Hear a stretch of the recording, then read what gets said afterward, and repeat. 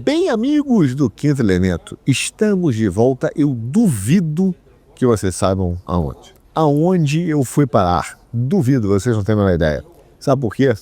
Porque nem eu esperava. Acontece o seguinte, essa semana, aniversário da minha mulher, e ela quis vir para um lugar que ela sempre quis conhecer. Então, me arrastou, fui arrastado. E estou nesse exato momento entre o Cairo e Aswan. Isso mesmo, meu caro. Aliás, o Cairo e Aswan não, o Luxor e Aswan. E no Egito. E isso foi onde a minha mulher quis vir. No meio até, devo contar que aqui também tem problema geopolítico de essa passagem, e talvez eu vá incluir no próximo gel, né?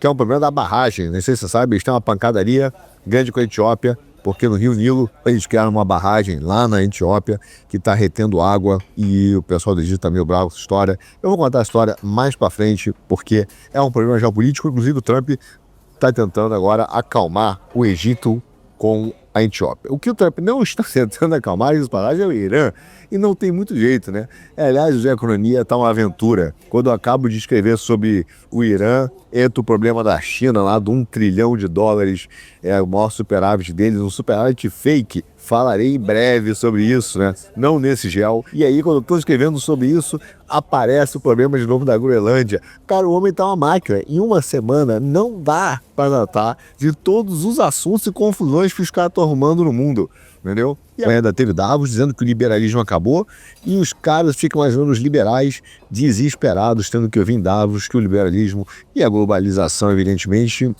morreu como nós conhecemos. E tem um dado interessante, né? Eu estava pensando, você imagina a ideia, né, que a gente fala que os países competiam como se fossem empresas pelo capital, e capital fosse uma coisa livre aqui em cima, né? Com o fim do liberalismo e uma regressão da globalização, isso meio que acabou, né? Então aquela ideia de que o país não pode fazer isso porque senão vai afugentar os capitais, como se o capital disputasse, né, fosse disputado pelos países, isso fosse o capital que formasse os países. Eu acho que a grande novidade é que serão os países que vão começar a criar o capital junto com o seu setor privado através de sistemas geopolíticos. Enfim, mas não é disso que falarei hoje. Vamos falar diretamente de liberdade, Vietnã, Irã e Xandão. Tudo isso no nosso de economia de hoje, para deixar a coisa mais animada. Por que Vietnã? Não foi um erro, mas é curioso. Veja o que aconteceu essa semana, recentemente, na verdade.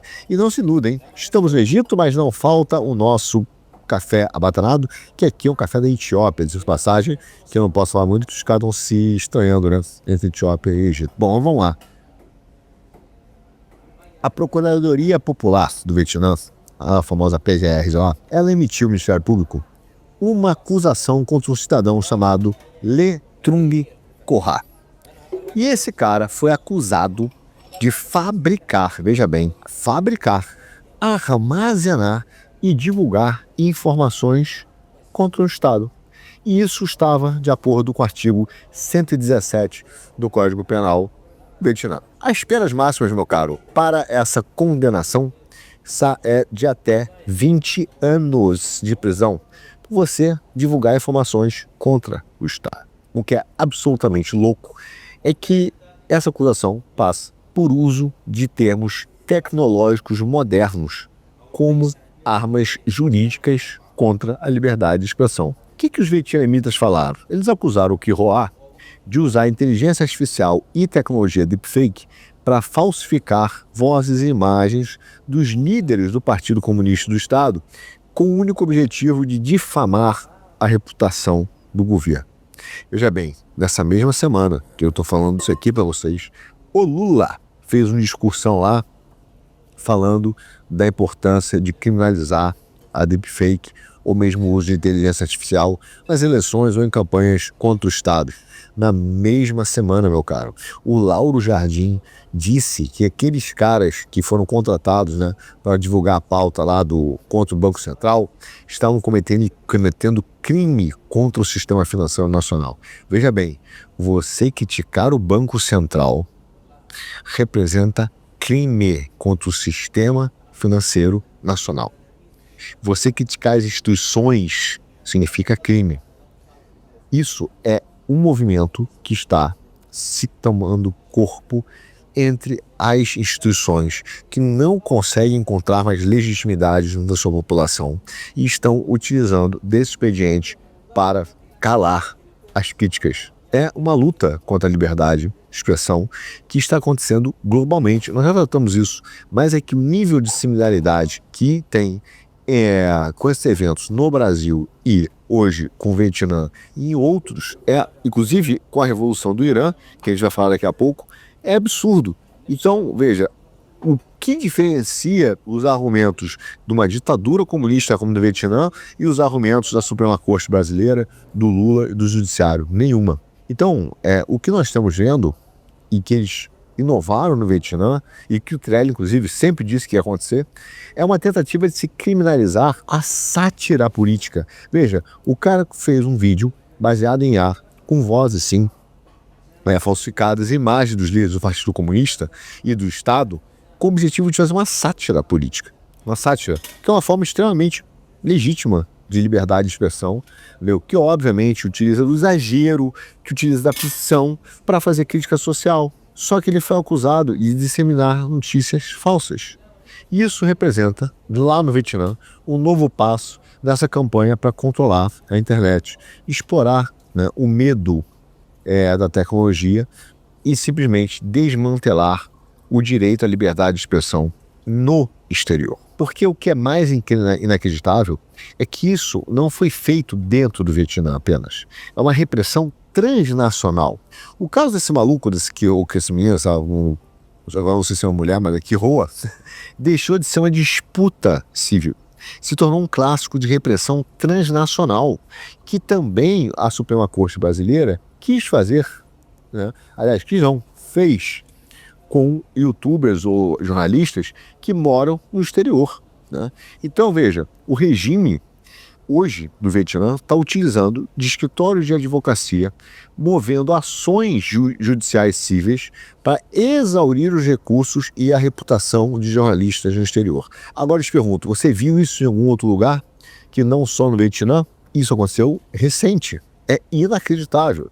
Então, o que nós estamos vendo são casos internacionais, mas também dentro do Estado, internos, que estão se valendo do aparato de segurança e do direito penal para rotular uma sátira política como uma atividade criminosa moderna. Isso tem tomado corpo em vários países, mesmo na Europa. Em 22 de dezembro de 2025, um pouco antes do Natal, quase um mês atrás, o Tribunal Regional de Berlim, mais de um mês atrás, perdão, o Tribunal Regional de Berlim 2, eles foram ali um bastião, entendeu?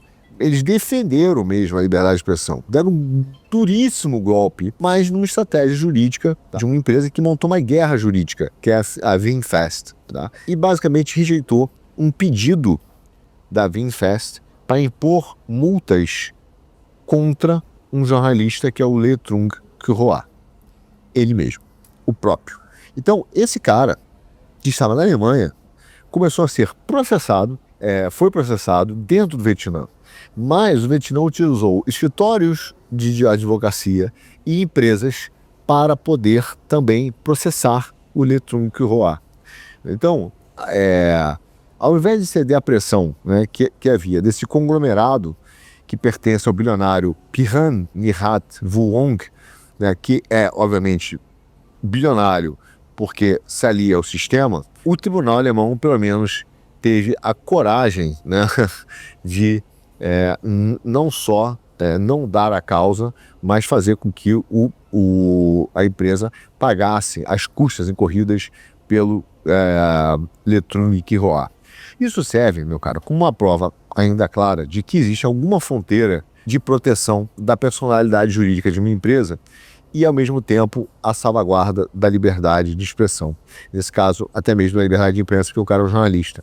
Mas o fato é que nós vemos hoje uma utilização enorme, irrestrita, em diversos países, de se utilizar processos judiciais, processos de execução, para exercer pressão financeira sobre youtubers, jornalistas exilados, como aconteceu com o Alan dos Santos, como aconteceu com o Paulo Figueiredo, como aconteceu com vários outros jornalistas, que se utilizou de expressão financeira, bloqueio de bens, caçar passaporte para poder evitar críticas a um determinado sistema ou a um determinado instituições de Estado, né?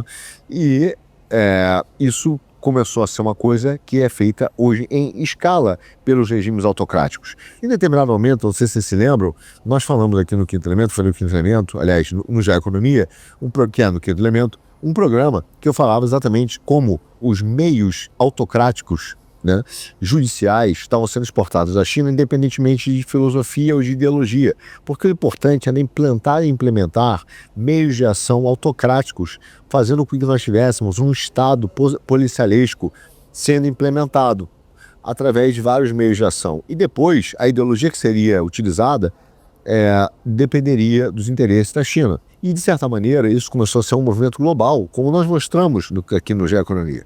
Mas existem ainda juízes em Berlim, nesse caso, literalmente, porque é uma vitória o que Berlim fez para a liberdade de expressão e também para mostrar que existe uma brutal guerra da informação numa era da inteligência artificial. E eu vou te falar, independentemente da questão da estratégia lá do pessoal do Master, se contratou, se não contratou, se pagou, se não pagou, se o youtuber acreditava mesmo no que estava falando e recebeu porque acreditava ou resolveu mudar a ideia apenas por ser uma prostituta digital, como a Globo né, como o Celular do Jardim como Malu Gaspar né, como todos os caras são. O fato é que o que nós vemos hoje é um aumento de uma criminalização de críticas ao Estado. Críticas. Se você criticar o Estado, você começa a estar sujeito a possibilidades, não mais cíveis, mas criminal, mesmo que você não esteja mais no país. Veja, Lauro Jardim falar de crime contra o sistema financeiro nacional, porque o cara faz críticas ao Banco Central, é um absurdo brutal. Daqui a pouco você vai entrar na mesma toada, como já tentaram criminalizar a Receita, né? Quando se fez a crítica do Pix, como você não pode criticar o Ministério Público, você passa a não poder mais criticar as instituições de Estado, sob pena de ter um processo criminal contra você, que é uma lawfare, é uma guerra jurídica, com esse objetivo. Exaurir os recursos financeiros e também destruir a reputação das pessoas. E isso faz parte, aliás, do cerne de uma estratégia que também foi feita pela Lava Jato, em termos de não buscar acusações, mas de exaurir recursos financeiros e reputação para que as pessoas não pudessem mais se defender. Então, a questão do direito como arma dentro do Estado policialesco e penal está crescendo e crescendo muito. Veja. E isso faz com que nós comecemos a perceber o perigo que se vive hoje, geopolítico, de permitir que correntes políticas e correntes jurídicas que não protejam verdadeiramente a liberdade de expressão prosperem. E, de certa maneira, é por isso que a Europa, por exemplo, tem se levantado mesmo contra essas correntes políticas e contra essas correntes jurídicas, apesar ainda da imensa força que o judiciário tem da Europa, inclusive para calar a direita. Mas veja, não é tão forte, acredite se quiser, quanto nós vemos hoje no Brasil. Nenhum sistema jurídico no mundo, nem esse do Vietnã, tem uma força tão grande quanto a do Brasil, para fazer, então, matar numa ditadura. E veja, as redes sociais são importantíssimas para você poder mostrar como instrumento, né, verdades incômodas, verdades que vão exigir que esses órgãos saiam da sua zona de conforto e sejam obrigados a prestar contas, ou pelo menos as suas barbáries, né, sejam expostas à população. Como aconteceu no Vietnã. Veja, é no Vietnã. Também no Vietnã, como aconteceu também no Irã. Né? A revolução que nós estamos vendo no Irã tem um papel fundamental das redes sociais, e eu vou falar um pouco mais hoje sobre a questão do Vietnã, do Irã também, mas vamos falar um pouco dessa dinâmica do Irã. Porque, sem dúvida nenhuma, a forma como essa revolução foi feita, começou a ser feitos os protestos, foi através novamente da utilização e disseminação de informações através da tecnologia digital. Aliás, isso não é novo. Nós já tínhamos visto isso na tal Primavera Árabe, como eles chamaram, né? Nos levantes que aconteceram no norte da África e no Oriente Médio. Veja, com muita atenção. Alguns desses levantes são chamados de revoluções coloridas, foram provocados por agências de inteligência, tudo isso é verdade, foram provocados por agências de inteligência, tem também desinformação e manipulação por órgãos e outros países de inteligência, como o da China, como o da própria CIA, como o do M6 britânico, esses órgãos se misturam também à vontade de informação popular, se travestindo de informação popular para poder fazer a manipulação política. Isso faz parte do jogo geopolítico. Isso faz parte do jogo geopolítico. Mas o abuso, meu caro, não exclui o uso. O fato de alguém abusar de uma ferramenta não significa que ela não seja utilizável para outros fins. E que, obviamente, parte de críticas que existem sobre o sistema são críticas reais. Nem tudo é manipulação, nem tudo é operação psicológica, nem tudo é patrocinado. Existem pessoas com críticas sinceras e que alertam sobre questões reais e façam críticas reais. Né? Mas a realidade é que a gente viu, por exemplo, que desde aí do final, né, de 2010, muitas pessoas começaram a usar, desde aquela época, o Facebook para agendar protestos, e o próprio Twitter e o próprio YouTube foram utilizados para contar as histórias que o mundo não sabia. E essas redes sociais, a internet, a possibilidade de comunicação e a livre divulgação da informação começou a desempenhar um papel muito importante numa série de ciclos de protestos no mundo e também de troca de informações e também para desmascarar movimentos políticos que se fingiam virtuosos e não eram, como, por exemplo, vocês sabem quem. Enfim, o fato é que as redes, a liberdade de expressão, não é só uma liberdade de você falar o que você quer, mas de você também receber e ouvir aquilo que você busca. Então, mesmo que seja algo que você não seja verdadeiro, a sua liberdade de ouvir e filtrar e avaliar tem que ser preservada. Porque não é só uma liberdade de falar, é uma liberdade, né, de receber informações e você ter o livre julgamento, seu livre julgamento sobre aquela informação, e não o julgamento de uma assessora prévia de uma corte que vai proteger o seu pensamento contra informações equivocadas que eles filtraram para você. A liberdade de expressão também tem a liberdade da livre recepção da informação. Mas as redes sociais funcionaram sim e tiveram um papel importante em todos os ciclos de protestos iranianos que começaram, não é de hoje, desde 2017, 19, 22 e agora em dezembro de 25. Né? E é por isso que imediatamente houve o bloqueio de internet feito pelas autoridades iranianas no dia 8 de janeiro. Esses caras viram que começou a ter um número muito grande de postagens de vídeos organizando os protestos, né, o protesto lá do Bazar, em função da queda do valor da moeda iraniana, real, né, acho que é real. Bom, o fato é que o uso de redes sociais começou a reaparecer, né, ou foi acesso restabelecido a partir da sua utilização como ferramenta mesmo de divulgação de informação. Então, nas redes, você começou a ver um fluxo muito grande de informações e trocas e manifestação de desgastes ou pelo menos de insatisfação contra regimes e também manipulações e também revoluções coloridas de manipulação. Tudo isso acontece nesse meio. Mas também houve, por exemplo, a partir do momento que houve o apagão de 8 de janeiro agora, da 8 de dezembro, perdão, não, 8 de janeiro, olha a coincidência. De 8 de janeiro, o apagão lá do governo iraniano, a diáspora iraniana, de pessoas que estão fora do Irã, também começaram a manifestar uma série de preocupações sobre esse apagão e sobre o que podia estar acontecendo lá dentro. Entendeu?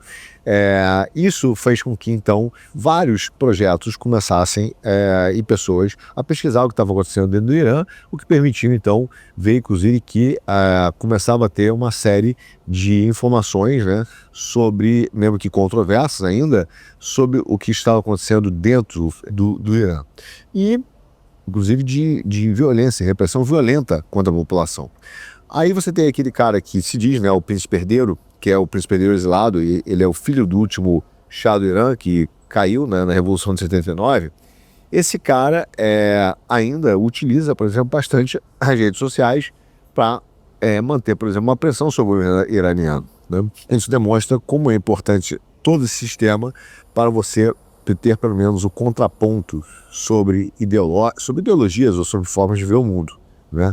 E foi curioso que, apesar do governo iraniano ter bloqueado a internet, né, e ter restringido o acesso à internet, uma grande tentativa de impedir que a organização de protestos, né, por aqueles que ele chamou de agitadores, de influências externas, o fato é que a dimensão dessa paralisação foi sem precedentes. Né? Foi sem precedentes, os caras conseguiram se organizar, alguns usaram sistemas de Starlink, por exemplo, do Elon Musk, para transmitir imagens, vídeos, mensagens, outros utilizaram VPNs. O fato é que algumas dessas alternativas sofreram interferência das autoridades iranianas, mas os caras conseguiram se organizar através desses sistemas de rede móvel, também envolvendo linhas fixas, né, para poder construir essa articulação. Então, o governo iraniano, a despeito desse apagão, continuou frequentemente aí a emitir uma série de declarações nos seus canais de mídia social, né, incluindo a do líder supremo lá, o Ayatollah Ali Khamenei, e do presidente, que é o Pezeshkian, exatamente. E esses dois caras afirmaram que os protestos, que eram legítimos, estariam sendo ouvidos, que as críticas estavam sendo ouvidas e que a violência pública ou a violência contra a propriedade pública que não seria tolerada, né? Enfim, o fato é que o bloqueio não foi bom, porque após o término do bloqueio do apagão, houve uma avalanche de mensagens e evidências visuais, vídeos, etc., que acabaram inflamando aí uma série de ondas e reações da população e que fez com que esse apagão tivesse que ser então mantido e voltado por mais tempo, e ninguém sabe, né, o que vai acontecer depois que as pessoas voltarem a ter suas liberdades de expressão mantidas, entendeu? Porque os protestos ali foram realmente muito duros, né, muito duros contra o Irã. Tá? E obviamente o governo, né, tem tentado minimizar isso, dizendo que são atores terroristas, culpar nações estrangeiras pelas mortes que ocorreram, que foram bastante mortes, né? Enfim, você teve uma tentativa de dizer que aquilo tudo tinha sido coordenado, né, por nações estrangeiras, o que pode ser verdade, mas também dizer que não houve reação do governo iraniano é uma loucura, né? É óbvio que aconteceu, né? Então, uma coisa nós sabemos de tudo isso que está acontecendo lá, é que tudo começa com um motivo que não é muito verdadeiro, que é uma indignação pela desvalorização do real lá, que se transformou em uma revolução, né, e virou uma vontade de uma remoção completa do governo da República Islâmica. E veja, todas as reivindicações foram reforçadas pelo Pahlavi, né, que tem tentado cada vez mais assumir o porta-voz, de fato, líder simbólico desse movimento. Só que, quando você vai ver exatamente o motivo da raiva e do apelo que está tendo dentro do Irã, dizer que esse discurso se deu única e exclusivamente, né, começa por uma revolução que causada por uma insatisfação econômica, é meio que forçação de barra, até porque nós começamos a ver, de fato, uma movimentação dos Estados Unidos de influência em algumas regiões, principalmente, né, também Israel, principalmente depois do fracasso contínuo de China e Rússia apoiarem e defenderem os seus aliados, né? Então, é óbvio que existe uma participação, numa inquietação da famosa geração Z em relação a isso, né?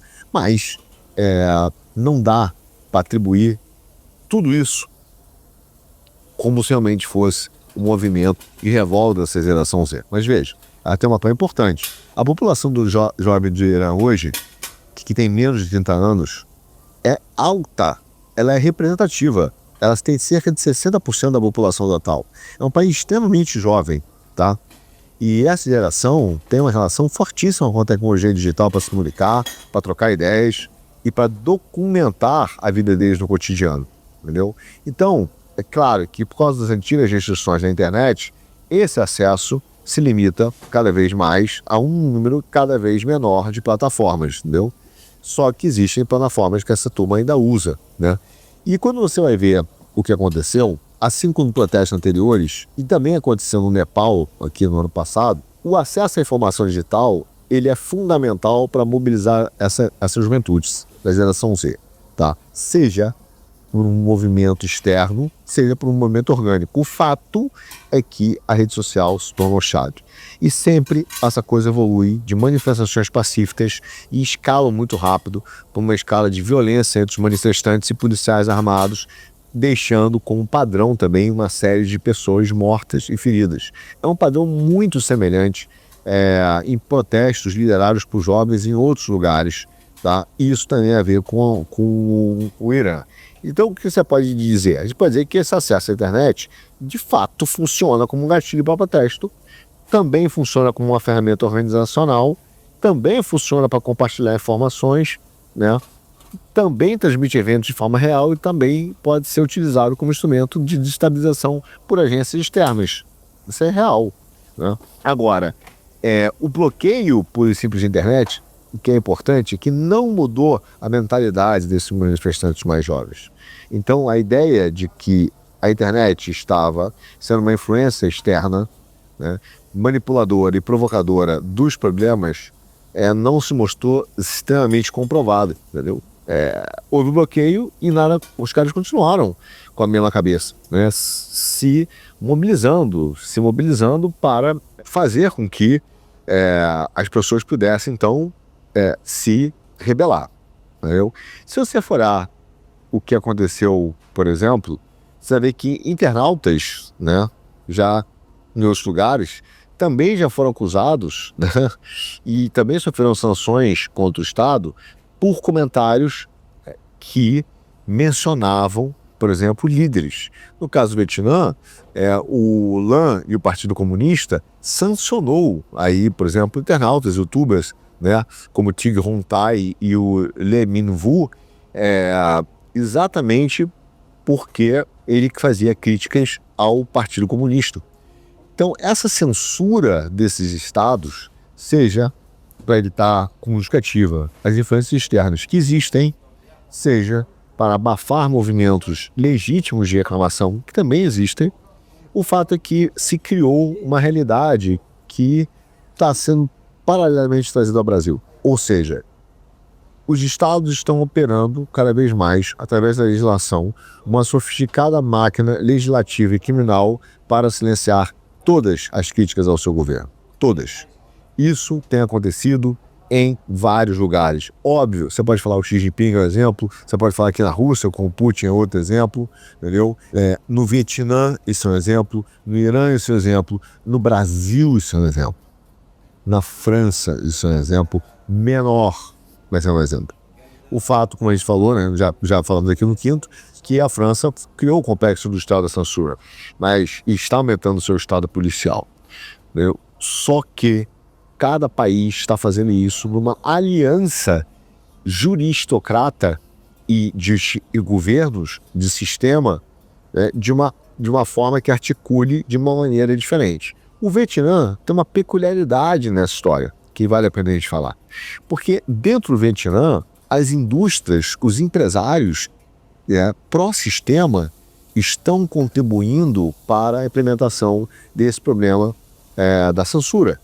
Ou seja, está se formando um Frankenstein político, que é uma coisa muito doida. O Vietnã está formando um sistema que funciona como controle absoluto, assim como a China, com capitalismo de compadrio. Ou seja, o Vietnã também tem os seus investidores, né, lá, também as suas empresas, e eles se alinharam com o governo, com o sistema judiciário, para implementar um sistema de censura. E isso está sendo permitido, assim como no Brasil. Veja, o André Esteves foi agora a Davos dizer que a eleição brasileira não é um problema.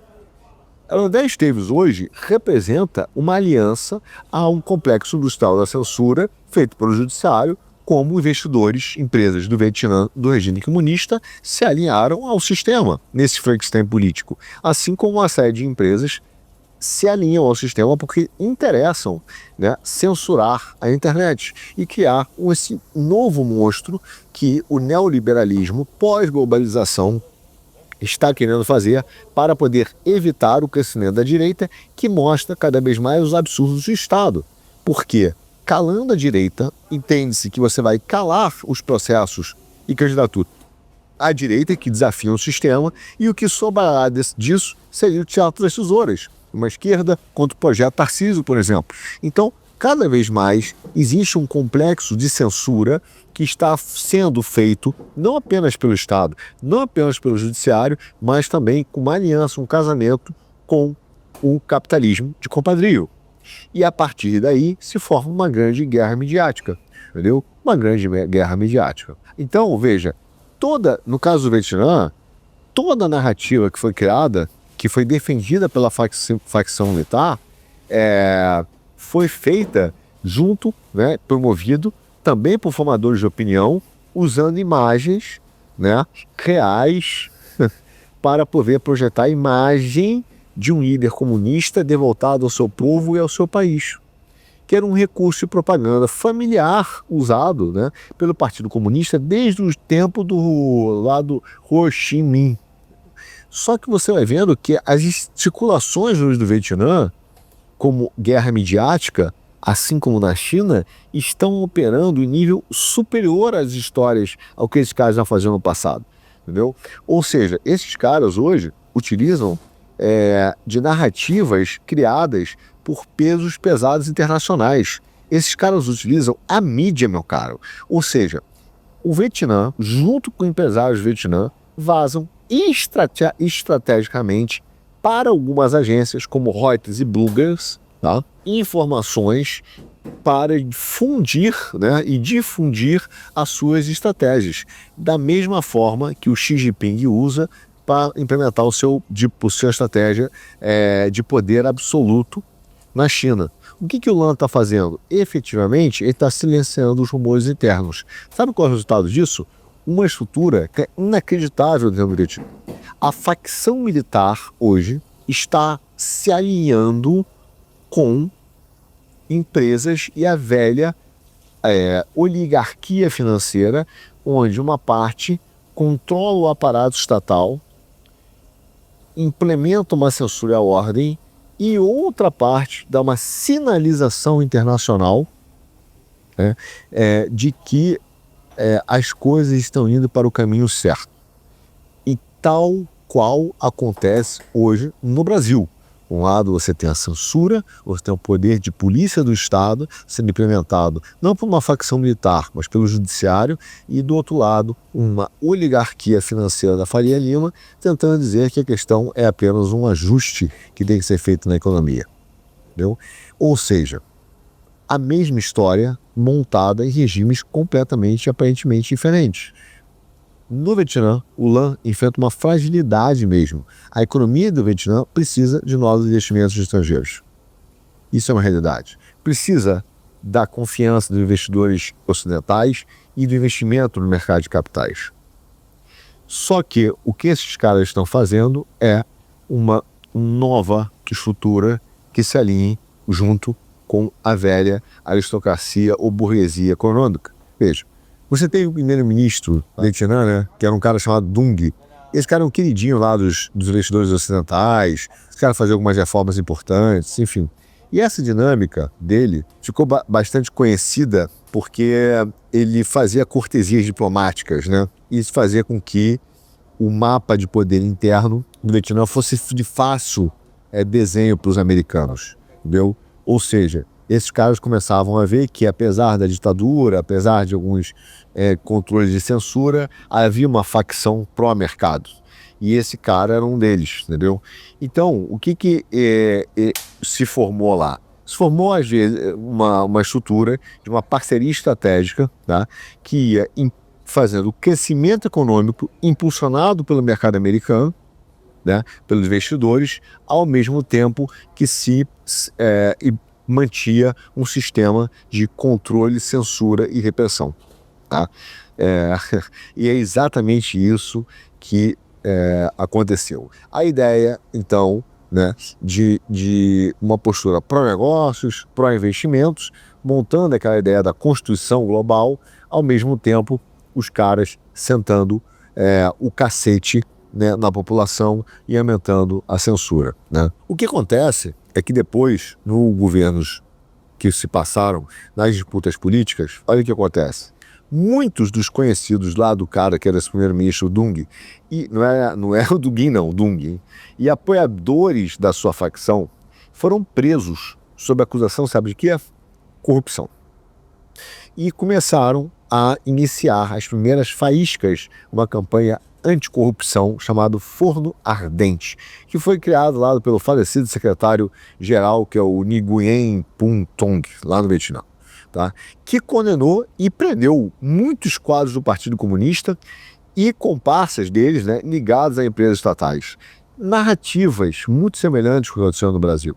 Então, ao mesmo tempo que se adotava um regime altamente comunista, uma postura pró-negócios, com uma oligarquia financeira ligada aos Estados Unidos, o regime sentava o cacete e utilizava do discurso anticorrupção, aí no caso a oposição, para poder perseguir aquelas pessoas que eles não queriam no poder. Ou seja, houve ao longo da história do Vietnã uma troca muito calculada, tá? Muito calculada, que foi o seguinte: a montagem de um Estado policial ganhando cada vez mais poder político, ao mesmo tempo que essa antiga facção empresarial conquistava um novo assento no governo para ajudar a gerir a economia.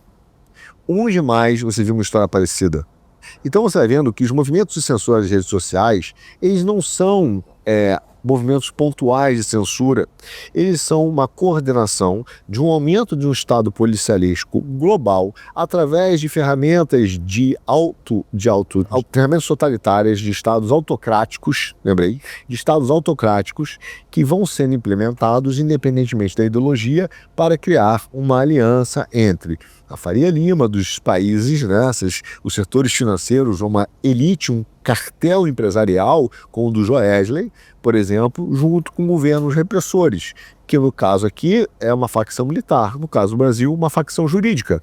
E esses caras começam a implementar uma ditadura jurídica por um lado, um Estado policial por um lado, que não começou hoje, volto a dizer, essa mesma história, como assim teve as pautas anticorrupção para prender parte, né, de uma casta política, mas um Estado policialesco anticorrupção, que vai ganhando poder político, ao mesmo tempo que vai se aliando com uma facção empresarial que quer gerir a economia. Esse é o grande Frankenstein que tem surgido no mundo, que consegue deixar um Vietnã parecido com o Brasil. Inacreditável. Isso tem começado, é um problema que tem se repetido em uma série de países. Uma estrutura nova de governo que quer se contrapor a esse modelo soberano que começou a surgir muito com o governo com o Trump, mas também com a Europa, dentro da Europa, que está muito perto de chegar ao poder à direita e voltar a simplesmente se rebelar contra a estrutura da União Europeia e de outros sistemas ideológicos de controle absoluto. Porque, no final das contas, o que nós estamos vendo é que para os antigos liberais, que ainda estão nos Estados Unidos, que são tecnocratas, que também tem no Brasil, que também tem aqui na Europa, esses caras querem um estado de coisas de uma guerra. Só que agora eles estão querendo uma guerra de todos contra todos, né? Eles querem manter a guerra contra a Rússia, eles estão provocando guerras em outros lugares, conflitos, por exemplo, entre Egito e Etiópia. E o ideal é que você tenha uma guerra de todos contra todos e essas guerras promovam guerras civis. Eu volto a dizer que o Trump tem uma guerra civil nos Estados Unidos hoje. E, de certa maneira, os tecnocratas lá da Palantir estão gostando, né? Se esses caras, para conseguir ter acesso aos minerais críticos, tiverem que usar de coação econômica, como o Trump está usando, e eu acho que é um erro terrível, para tomar a Groenlândia, eles farão. Porque os caras não estão preocupados com os estados-nação. Eles estão preocupados com a tecnocracia de uma série de estados em guerra civil, de todos contra todos. Porque tem uma série de vantagens nisso, de vantagens econômicas para eles, de financiamento, utilização de tecnologia e por aí vai, né? Existe uma série de teorias geopolíticas sobre isso, como, por exemplo, de que Israel tem que ser o principal país do Oriente Médio. E isso seria, por exemplo, a famosa Pax Judaica. Em uma hora dessa nós vamos falar sobre isso, tá? São teorias que existem da geopolítica. Mas o fim é que você vai vendo que existe uma cooptação de uma força política tomada pelo judiciário ou por uma facção militar, junto com uma oligarquia econômica que quer se sentar de novo para gerir a economia no sentido de salvar a economia de um país. Ou seja, uma ditadura que vai ser cada vez mais forte, mais nítida e mais perigosa, lá no caso do Vietnã, para o povo vietnamita, entendeu? E que vai, ao mesmo tempo, se concentrando para atrair cada vez mais a confiança de investidores estrangeiros naquele regime lá, né? Agora, isso é um modelo que se estendeu de forma bastante grande por uma série de países. O Brasil está vendo a mesma coisa. O Brasil está vivendo um momento em que, se uma oligarquia financeira que está em briga, atenção, é curioso, você vê claramente uma briga, uma tensão enorme entre o André Esteves, né, o Dedé, que está lá gritando basicamente por não perder o seu poder, apesar de ser já muito forte, mas ele está gritando porque do outro lado tem o Joesley que está entrando na cozinha dele. Mas esses caras têm uma oligarquia financeira sendo aumentada, aliada ao sistema jurídico brasileiro. Não por menos, o Joesley foi na Venezuela conversar com o Maduro. Há uma aliança disso para garantir um aumento e controle da censura no Brasil, da internet no Brasil, ao mesmo tempo que busca dizer aos investidores estrangeiros: está tudo bem, nós vamos resolver a economia. É o mesmo princípio do Vietnã, com uma roupagem diferente. Tá? Nós estamos vivendo um modelo, como a gente diz que já é economia, de alteração do sistema econômico, e essa alteração do sistema econômico monetário irá criar uma nova dimensão e composição entre países. Só que não será o que nós vimos até hoje. Nós temos uma tecnocracia que está sendo implementada, a verdadeira guerra de uma tecnocracia contra homens livres, ao mesmo tempo que você vai vendo que uma nova configuração do Estado liberal para poder se contrapor aos Estados soberanos e a essa ideia de indivíduos livres ligados por uma base religiosa ou de princípios morais que não sejam neutros, né? Princípios morais a partir de fins religiosos. E isso é exatamente a briga que nós vemos. Veja, se você pegar um livro clássico daquele Bertrand Juvenal, né, que é sobre o poder, você verá que ele vai dizer que as ideias dos sistemas liberais na política levarão inevitavelmente a sistemas autoritários e que somente uma população ligada por princípios religiosos pode, né, produzir uma sociedade livre, porque até mesmo o Estado acaba sofrendo, dentro da ideia da sua soberania, uma limitação à soberania baseada em princípios religiosos. Isso está diretamente ligado a uma soberania do Estado, mas também dizendo que a ideia de uma democracia, onde o povo é soberano, também é limitado por uma soberania religiosa, de coisas que o povo não pode fazer em função da determinação de Deus. Então, essas referências morais religiosas são importantes para ligar para o povo. E segundo o livro do Bertrand, do Juvenal, como abriu, ele é o único modelo que pode, de fato, produzir uma liberdade que preserve o indivíduo em face um aumento de um minotauro que é esse poder do Estado. Enfim, e o que nós vemos hoje no mundo é essa aliança, que os liberais hoje estão reagindo a toda essa mudança econômica de um liberalismo, como disseram em Davos agora, que morreu, mas esses caras vão dizer: nós não vamos morrer, nós vamos dar um jeito de enfrentar toda essa base, tudo que está acontecendo aqui, nós vamos dar um jeito de enfrentar vocês para garantir que, de certa maneira, essa aliança sobre a gestão da economia, dos bancos centrais, irá prevalecer, mesmo que tenha que se aliar com ditaduras militares ou ditaduras jurídicas, como, aliás, foi a origem do sistema da Escola de Chicago, né, que sempre gostou de se aliar com regimes totalitários, né, como fez em vários países. Enfim, essa é uma história real. E é curioso que, se você for conversar hoje, agora voltando um pouco sobre a questão dos investidores de Vietnã e Irã, sobre o que os investidores acham de que vai acontecer no Irã, né, que se o Irã vai pelo mesmo caminho e haverá uma revolução, dentro do Irã, as apostas não são essas, né? Essa ideia de uma aposta binária, que ou o regime cai ou o regime vai viver forte, ela não existe na prática. Hoje a grande maioria das pessoas, dos investidores e dos analistas acham que o regime, sim, ele está o regime mais fraco desde da sua formação em 79. Só que, meu caro, em geopolítica a fraqueza não é colapso. Atenção, né?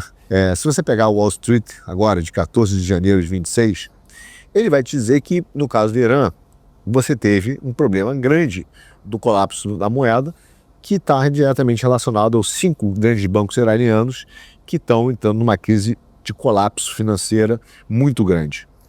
E eu volto a dizer, veja só, não são defesas, são considerações que nos alertam. É muito curioso que você tenha um sistema jurídico totalitário no Irã, um sistema militar, um sistema jurídico totalitário no Vietnã, um sistema militar com problemas econômicos, no caso do Vietnã, fazendo uma aliança com as aristocracias financeiras para gerir a economia. E, ao mesmo tempo, subitamente, 5 bancos iranianos estão à beira do colapso, incluindo o Banco Sepah, que é uma espinha dorsal financeira, nesse caso, da Guarda Revolucionária e dos militares iranianos. Mas, ao mesmo tempo que você tem um problema bancário no Irã, surge uma discussão enorme de problemas bancários no Brasil, com o Banco Central executando uma série de intervenções. Se elas são legítimas ou não, são outras questões. Não é uma defesa da intervenção, nem é uma defesa do quem sofreu a liquidação. Mas é uma curiosidade geopolítica de movimentos que ocorrem ao mesmo tempo em países diferentes com as mesmas pitadas. Isso não tem como você não sentir pelo menos um incômodo de que, que história esquisita, né? Enfim, mas o fato é que em poucas horas toda essa história dos bancos circulou em todo o Oriente Médio. Pausa para o café.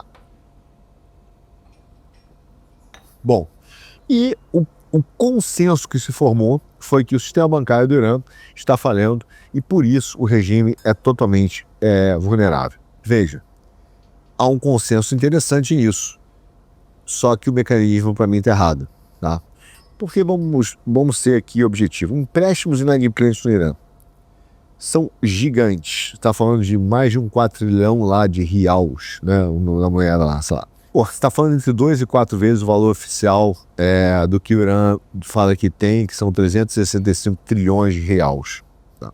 Isso depende da contabilidade, enfim, é um sistema que não tem transparência, tudo isso que você sabe que existe nesses países. O fato é que, se você considerar esses números verdadeiros e ver que, por exemplo, você tem 27 grandes devedores institucionais lá, que devem mais de 790 trilhões de reais, o fato é que, mesmo na matemática mais favorável, você vê que o sistema é absolutamente insolvente por qualquer padrão internacional, os números, você vai ver que os bancos lá viraram zumbis. A inflação é de 72% em alimentos, né, que é altíssima. O próprio Centro de Estatísticas do Irã confirma que os pães e cereais têm aumentado em torno de 100%, as nozes, as frutas, também 100% e até dezembro de 25, né, no ano. A moeda lá perdeu cerca de metade do seu valor de compra, tá, em relação ao dólar, e os iranianos da classe média, né, viram o seu poder de compra ser dizimado em apenas um ano. Então, a carne vermelha, né, a carne lá, agora, hoje, para você comer carne no Irã, isso significa que você irá já comprometer cerca de 25% do salário médio mensal de uma família iraniana para poder comer carne. O que é um número bastante alto, né? 25% é um quarto do seu salário. O que isso significa? Que existe, claro, uma pressão econômica gigante nisso. Que existe um colapso financeiro, tá? E talvez o erro por trás de muitas análises é que o colapso financeiro vai levar a um colapso político. E talvez essa cadeia, esse mecanismo de transmissão não seja tão automático quanto pareça. E esse é um ponto que afasta uma revolução ou fim do sistema do governo de forma imediata. Tá? Porque, como nós aprendemos, né, é que óbvio que o sistema financeiro é importante na sustentação do sistema político, mas não é a última coisa. Não é a coisa que faz a diferença. Veja, a Venezuela sobreviveu aí a 130.000% de hiperinflação. O regime do Maduro não caiu quando o PIB entrou em colapso. Tá? A economia deles destruiu, foi contraída por mais da metade. A população perdeu em média alguns quilos, né? Tá precisando alguns quilos de desnutrição, né? As pessoas fugiram do país. Muita gente passou fome na Venezuela. Só que o regime sobreviveu. E o regime sobreviveu porque os militares permaneceram leais ao Maduro através de uma série de privilégios, de corrupção, de redes de patrocínio, de também dinheiro no narcotráfico. Tá? Então a catástrofe econômica de um povo, por si só, sozinha, ela não derruba regimes autoritários, né? Desde que as forças de segurança continuem metendo bala na galera. Não podemos esquecer que a Coreia do Norte, por exemplo, sobreviveu a uma fome que matou centenas de milhares de pessoas na década de 90. Cuba suportou e tem suportado 6 décadas de embargo. Entendeu? O Zimbábue, que eu conheci, teve e sobreviveu a uma hiperinflação que tornou a moeda deles totalmente inútil. Todos esses casos, o regime persistiu porque o aparato de segurança permaneceu coeso. A União Soviética não entrou em colapso por causa do fracasso apenas, mas porque as forças de segurança pararam, se recusaram a disparar contra os manifestantes na Europa Oriental e nas outras repúblicas. Ou seja, a coesão da elite se fraturou quando as autoridades calcularam, né, que a lealdade a um sistema moribundo seria pior do que uma alteração do regime. E quando esse apoio externo, não do país, mas dessas forças militares se evaporou, o regime caiu. Alguns golpes ou algumas revoluções sobreviveram exatamente porque mantiveram a sua força militar. Outros sistemas não conseguiram acabar com a repressão porque o seu sistema militar não tiveram a coragem de, por exemplo, agir. Né? Então, ou não tiveram apoio de um regime militar, né, de um sistema militar ou de forças de segurança. O que a história mostra é que todo regime autoritário que caiu na revolta popular, ela não caiu na era moderna quando a sua economia entrou em colapso, mas quando o aparato de segurança que dava sustentabilidade a ela se fraturou. São vários exemplos. Então você pega a Romênia, Ceausescu caiu, né, depois que o exército se recusou a continuar atirando os manifestantes. Na Tunísia, em 2011, o Ben Ali fugiu quando os militares falaram que não iriam mais fazer uma repressão aos manifestantes. O Egito, aqui, de 2011, o Mubarak partiu depois que o exército disse que o povo, que ficaria do lado do povo e não com o presidente. Sérvia, o Milosevic caiu quando a polícia se recusou a atacar manifestantes, invadindo o parlamento. Então o padrão é inequívoco. Né? Angústia econômica, meu amigo, é necessária, mas ela não é suficiente. A cobertura da elite é necessária, mas também ela não é suficiente. A escalada de protesto é necessária, mas ela não é suficiente. A questão é a lealdade da força de segurança, ou a capacidade dessa força de segurança se manter unida. A Venezuela caiu no dia em que a força de segurança se viu confrontada com uma força militar infinitamente superior a ela e os seus aliados, que podiam dar um reforço à sua segurança, que era China e Rússia, encostaram no armário e falou: boa sorte, tenta a sorte que o azar é certo. Né? Então, a ideia de uma sobrevivência ou colapso do regime da República do Islã vai ser determinada por uma única variável, para mim. Se os comandantes, né, do Exército Revolucionário, do IRGC, ordenarem que as suas unidades continuem atirando e sentando o cacete nos manifestantes e essas unidades cumprirem as ordens, o regime vai se permanecer. Todo o resto é ruído. Todo o resto é entorno. A economia, os bancos quebrando, sanções. A questão é a postura das forças de segurança. E, nesse sentido, é necessário que exista falhas sistemáticas compostas que aconteçam para que um determinado sistema caia, e essas falhas vão degradando e destruindo subsistemas que aconteçam ao mesmo tempo, tá? E que vão produzindo um canal suficientemente de falhas para que os famosos mecanismos compensatórios sejam sobrecarregados e aí a arquitetura toda desaba, entendeu? Tudo simplesmente estoura de uma vez só. Por que eu estou dizendo para vocês é isso, que a narrativa de uma crise bancária não é suficiente, né, para produzir o colapso no regime. É muito difícil. Você vai ter que ter alguns domínios que isso aconteça ao mesmo tempo. Por exemplo, sistemas financeiros, pagamento da folha de pagamento. Se isso estoura, aí é um fator. Domínio, por exemplo, apoio externo de outros países, se isso não existe mais, é um fator relevante, é um subdomínio que vai causando uma falha sistemática. Coesão das elites é um outro fator. Lealdade da força de segurança é um outro fator. Todos esses fatores juntos acontecendo ao mesmo tempo levam aí sim a um limite, a uma exaustão de um regime. O resto, se você tiver os outros fatores acontecendo, mas a lealdade da força de segurança se mantém, apoio externo se mantém, você vai ter um sistema que pode ser ainda mais vulnerável ou cada vez mais vulnerável, mas não que vá para um colapso necessariamente. Então, o movimento que nós estamos vendo no mundo hoje é exatamente uma mistura de coisas que estão acontecendo.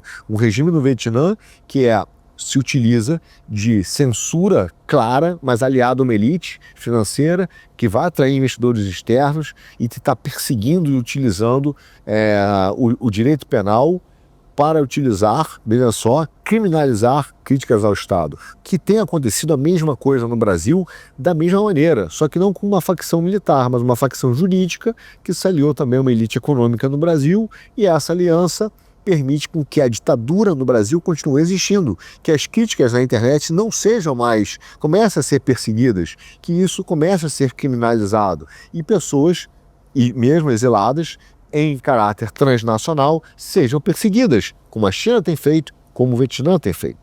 No caso do Irã, a mesma coisa acontece, onde a censura às redes sociais se tornou extremamente importante para garantir que haja uma redução do número de manifestação e das manifestações contra o sistema. Mas não serão, atenção, essas manifestações que são chaves para derrubar ou criar um mecanismo de instabilidade do regime, mas causa enfraquecimento do regime. O estresse bancário é um dos problemas, né? Folha de pagamento são um dos problemas. Agora, a questão é, as forças de segurança, elas alimentam suas famílias? Se elas estudam alimentar suas famílias e estiverem satisfeitos com o regime, dificilmente você vai ver uma queda desse regime. Veja o que aconteceu. Em junho de 2025, hackers ligados a Israel operaram sob a bandeira lá do Predatory Sparrow e fizeram ataque cibernético ao Banco CEPA, que é um banco ligado ao exército iraniano. E deixou esse banco inoperante por 10 dias. Do dia 17 a 27 de junho, o banco ficou fora do ar. Entendeu? O Wall Street Journal conta que esse ataque interrompeu a folha de pagamento militar do Irã durante esses dias. Tá? E aí uma cascata de pagamento de salário e pensões foram interrompidas. Só que foram 10 dias, apenas 10 dias. Então a duração do ataque cibernético, que foi considerado um dos mais bem sucedido contra uma estrutura financeira de toda a história, coincidiu com uma operação militar israelense de 12 dias contra também as instalações nucleares do Irã. Só que isso não foi suficiente, porque o regime sobreviveu. 10 dias de interrupção de folha de pagamentos foi doloroso? Foi, mas não cruzaram o limite em que faz com que toda essa força de segurança do IRGC enfrente uma pressão de subsistência genuína. Então, os caras continuaram, entendeu? Os caras continuaram, porque um atraso não tira a sua lealdade, né? A lealdade, ela é questionada quando você não consegue mais alimentar os seus filhos. Aí a coisa muda, entendeu? Então, a redundância mais profunda, inclusive do sistema do Irã, não é nem o sistema bancário. É que o orçamento deles, quer dizer, o orçamento do país do Irã, já aloca naturalmente metade das receitas totais de exportação de petróleo e gás diretamente para as Forças Armadas. Entendeu? E esse número é de em torno de 12 bilhões de euros por ano.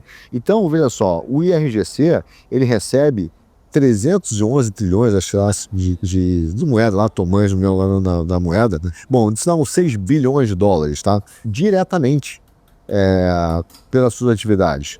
Agora, o IRGC não é o exército regular, são duas forças diferentes. O IRGC recebe diretamente cerca, que é um número boçal, 6 bilhões de dólares, enquanto o exército regular do Irã recebe 3,4 bilhões de dólares, ou seja, o IRGC recebe quase 2 vezes o orçamento militar regular, mostrando que existe uma primazia né, na segurança do regime.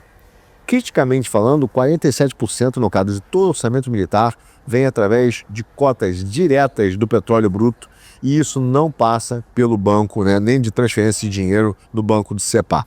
Ou seja, se o sistema bancário congelar, todas as transferências de commodities que o Irã faz vão substituir o dinheiro. Então você tem uma estrutura de funcionamento do sistema baseado na estrutura militar, né, de duas organizações que fazem com que haja um suporte constante ao sistema. Tá? A CETAD, que é a fundação lá controlada pelo escritório do líder supremo do Irã, eles detêm, meu cara, ativos superiores a 100 bilhões de dólares e mais de 500 subsidiárias que vão de agricultura, turismo, telecomunicações e imóveis. Ou seja, não é o Estado. Os caras construíram um sistema paralelo ao Estado que controla o Estado. É exatamente o que se tenta fazer hoje com o narcotráfico na Venezuela.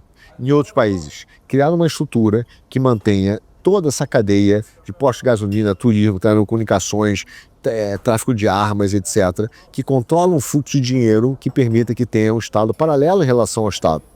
E que caso se interrompa o controle do Estado ou se interrompe o financiamento para suas organizações paramilitares. Tá? O Bonyad e Mostazafan, eles controlam, cara, centenas de outras empresas.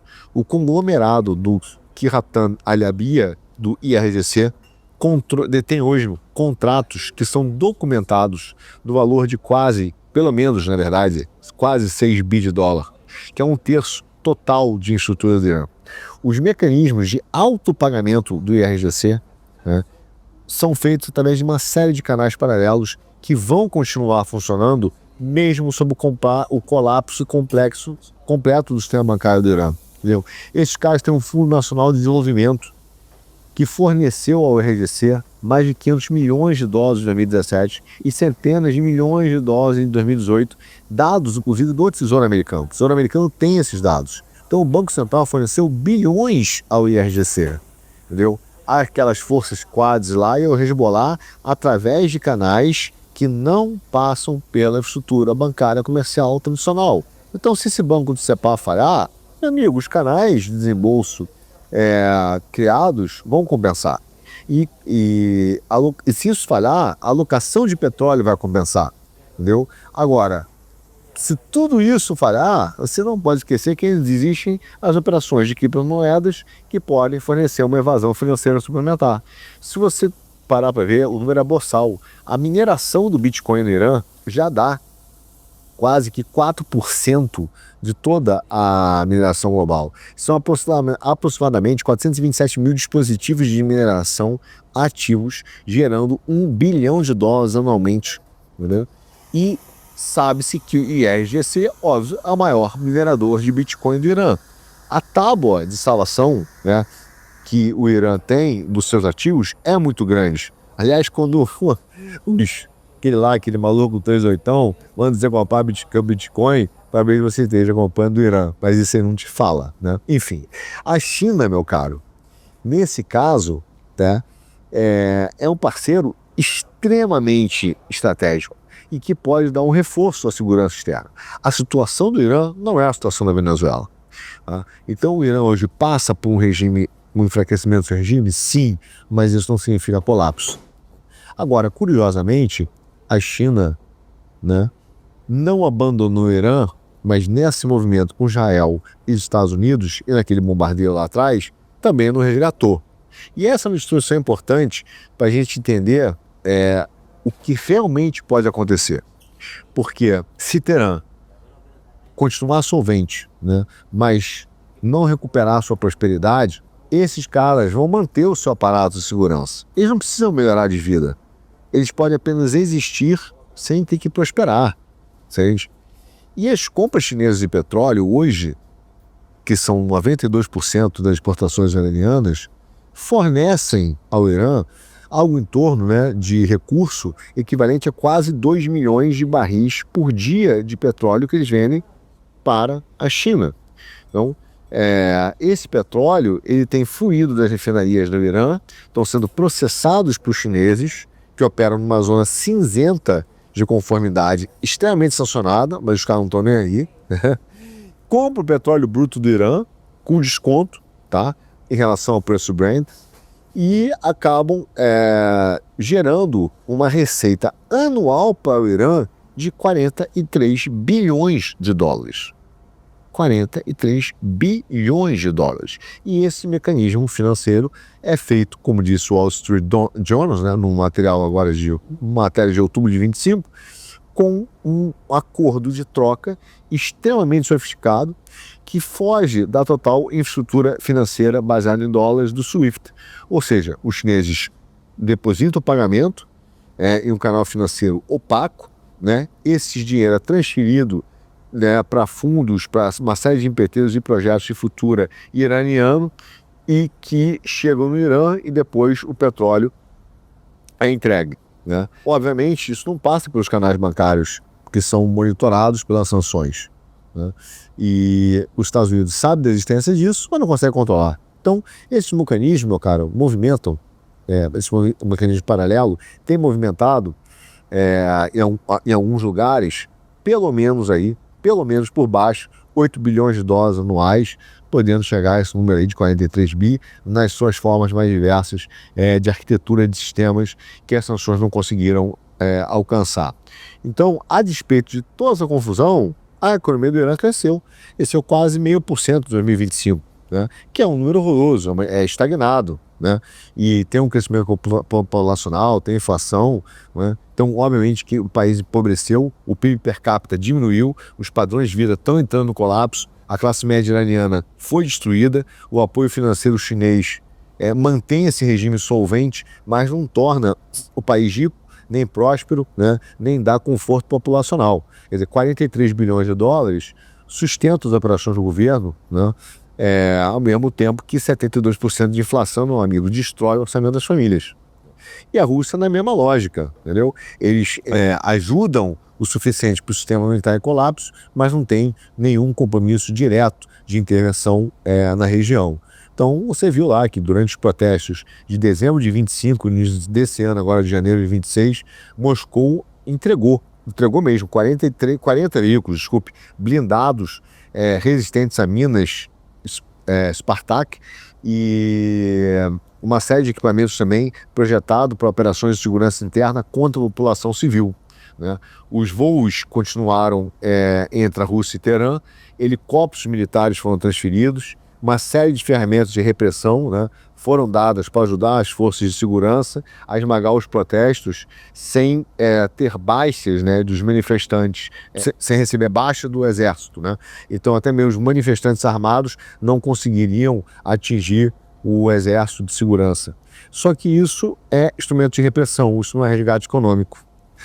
Então você vai vendo que todo esse movimento é um movimento de manutenção do sistema de apoio externo que faz com que as condições necessárias de queda do sistema não ocorram para que o sistema possa realmente cair. Por isso é que no dia 12 de janeiro, então, Trump, né, anunciou as tarifas de 25% sobre qualquer país que faça negócio com o Irã, tentando criar ainda mais pressão sobre China e Rússia, entendeu? E a China respondeu de forma muito morna. Os caras não entraram nessa briga com o Irã de verdade, né? Eles não têm respondido a certas provocações, mas não deixam também de sustentar o sistema, entendeu? A Reuters, por exemplo, relatou que as refinarias chinesas esperam aumentar algumas importações do Irã, né, esse ano, principalmente por causa da interrupção no sistema venezuelano. Então, existe uma lógica comercial que continua impulsionando compra de petróleo para a China, do Irã, independentemente dos cálculos políticos, entendeu? Então, a verdade é que esse modelo geral de falha composta, ele requer não só os problemas econômicos que o Irã está enfrentando, mas a retirada do apoio chinês com uma série de condições simultâneas para que esse regime caia. E é curioso também o que vai acontecer se o regime atual cair, ou o atual Ayatollah sair.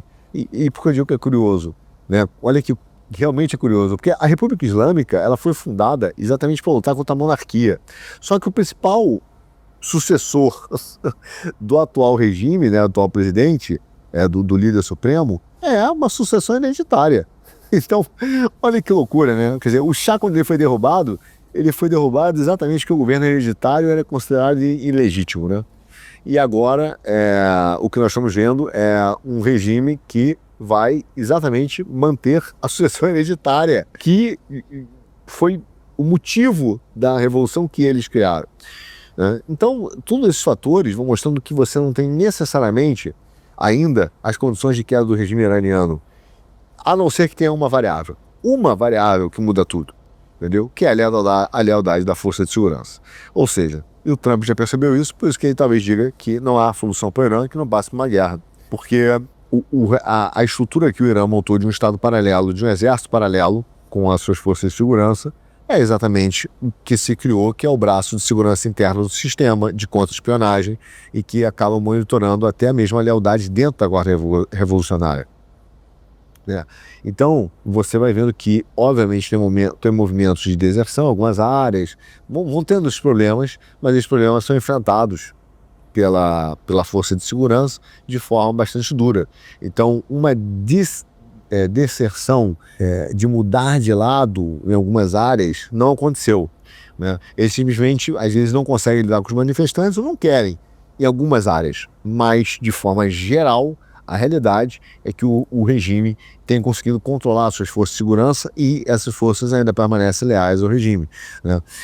Inclusive com a utilização de outros órgãos de milícia, né? Como o Hezbollah libanês, como grupos iraquianos, incluindo o Kataib Hezbollah, o Lia Fatemi-1 do Afeganistão, que são forças estrangeiras que são utilizadas também para supressão doméstica. Tá?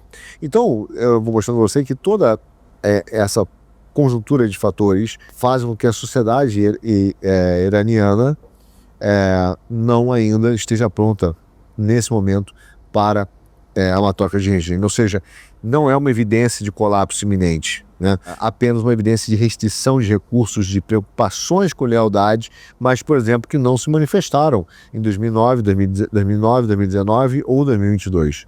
Entendeu? Então, a questão é que o que acontecerá, né, com esses regimes totalitários? O que acontecerá com o Irã depende muito da força militar. O que Romênia, Tunísia e Venezuela nos ensinaram na história é que regimes autoritários, né, precisam de uma espécie de domínios compostos, de padrões para que a revolução e o troca de regime aconteça.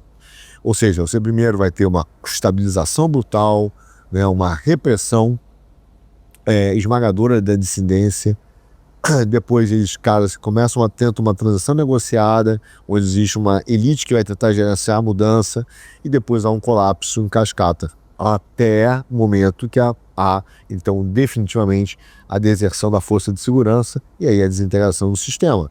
Veja, isso ainda está longe, não aparece que vai acontecer no Irã recentemente, né? É caráter próximo, tá?